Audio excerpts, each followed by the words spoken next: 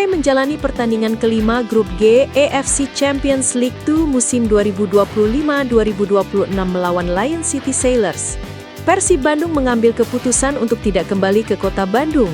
Sebaliknya, skuad Maung Bandung langsung bertolak menuju Surabaya, Jawa Timur sebagai persiapan menghadapi laga pekan ke-14 Super League 2025-2026 kontra Madura United.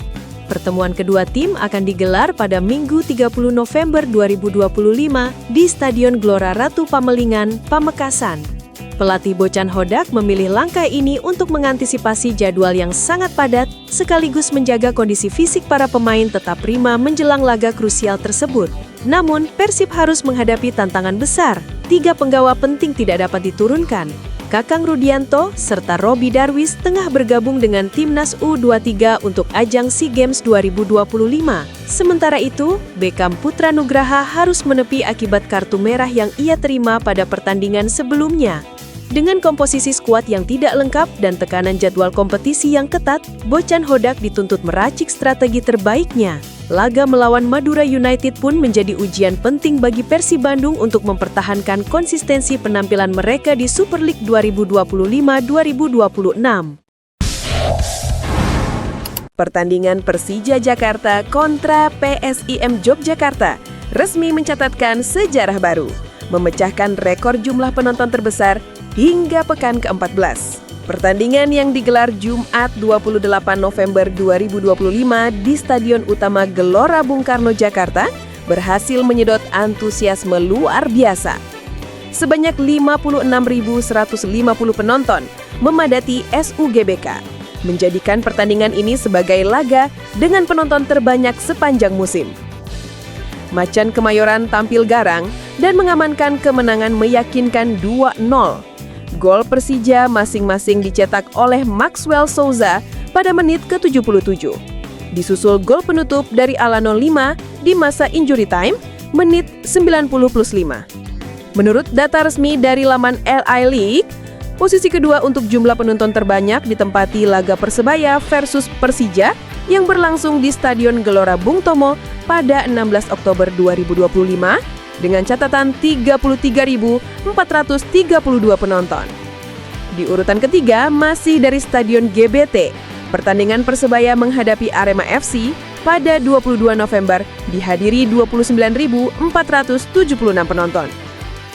Sementara itu, peringkat keempat ditempati duel Persija melawan Bali United di Jakarta International Stadium pada 14 September yang menyedot 29.389 penonton. Posisi kelima juga diisi pertandingan Persija, kali ini saat menjamu Persita di JIS dengan total 29.153 penonton. Jika dihitung keseluruhan, total penonton Super League hingga pekan ke-14 telah mencapai 696.506 orang. Untuk klasemen sementara, Borneo FC masih kokoh di puncak dengan 33 poin. Di belakangnya Persija menempel ketat dengan 29 poin. Posisi ketiga dihuni Persib dengan 22 poin, disusul PSIM yang juga mengumpulkan 22 poin.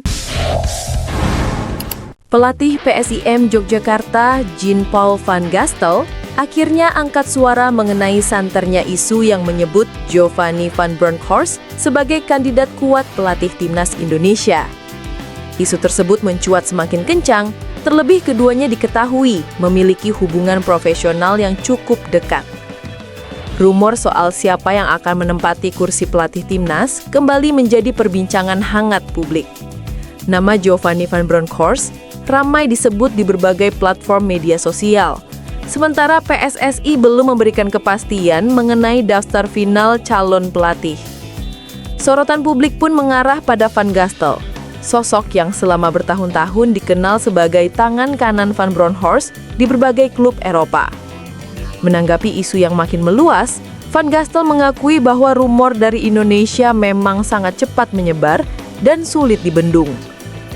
Dalam perjalanan karirnya, Van Gastel memang bukan orang baru di lingkaran kerja Van Bronckhorst.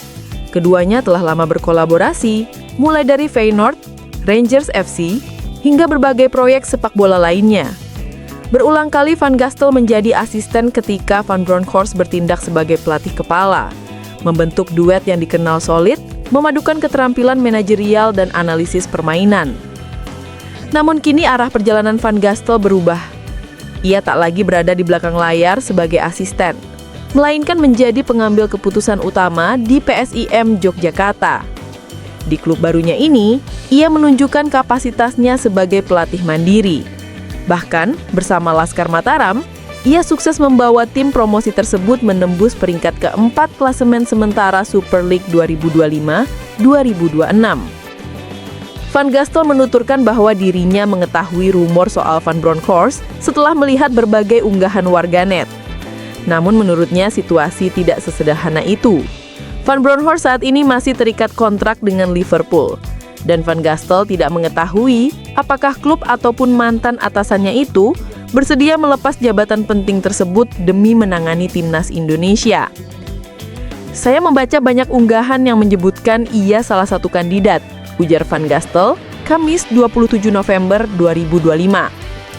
Tapi saat ini ia bekerja di Liverpool, dan saya tidak tahu apakah masuk akal jika ia dilepas atau bersedia pergi.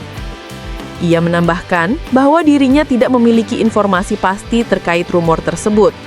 Banyak nama lain juga disebut sebagai calon pelatih Garuda di berbagai spekulasi media sosial. Meski demikian, Van Gastel mengakui tidak akan terkejut bila Van Bronckhorst benar-benar menjadi pelatih timnas, selain rekam jejak dan kapasitasnya. Sang mantan pemain Belanda itu memiliki darah keturunan Indonesia dari ibunya, berasal dari Maluku. Saya tidak tahu apakah rumor itu benar, namun melihat latar belakangnya yang berasal dari Maluku, saya bisa memahami jika ia masuk dalam daftar kandidat.